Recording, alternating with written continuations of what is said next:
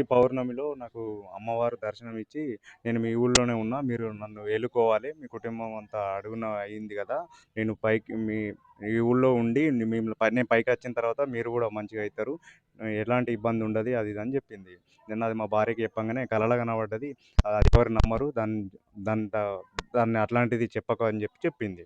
చెప్పిన తర్వాత నేను మళ్ళీ ఆలయ దర్శనం చేసింది తల్లి. చేసిన తర్వాత మరి ఏం చేయాలని అర్థం కాక శివశక్తులు అనే వాళ్ళ దగ్గరికి వెళ్ళి తెలుసుకున్న తర్వాత, అవును నిజమే, అమ్మవారి ఉన్నది మీ ఊళ్ళోనే, వెలికి తీసుకోమని చెప్తున్నది అని చెప్పిన తర్వాత మళ్ళీ ఏం అర్థం కాక, తల్లి మీరు చెప్తున్నారు కానీ నేను నమ్మాలి అంటే, జనం నమ్మాలంటే మీరు ఏదో ఒక రూపం నా దర్శనం ఇవ్వాలి అని చెప్పిన. తల్లి అన్ని బోనం చేయమని చెప్పింది మంగళవారం రోజు.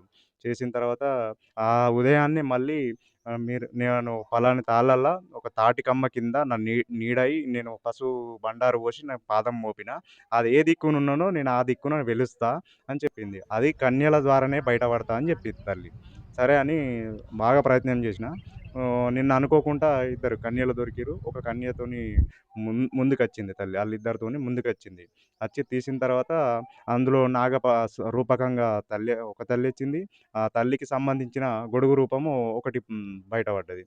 పోచమ్మ తల్లి కొంచెం అడ్డొస్తుంది. తల్లికి పాతది దాంట్లో లేదు.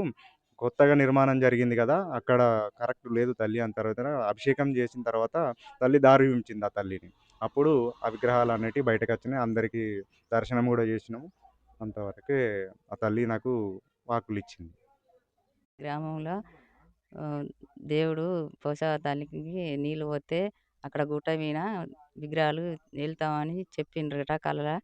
చెప్తే ఆయనతో అదే విధంగా 101 బిందె తీసుకొని పోషా తల్లి కాడికి వస్తే గుట్ట మీద రాయసుడు నాగదేవత గొడుగు వెళ్తా అని అన్న వాళ్ళే గుట్ట మీదకి ఉరికితే దేవుడు వచ్చి అక్కడ నీళ్ళు పోయంగానే దేవుడు వెళ్ళిండు. సమ్మంపల్లి ఊళ్ళే గుట్ట మీద తీసుకొచ్చి మళ్ళీ పాత పోషమ్మ ఊళ్ళో పెట్టిండ్రు.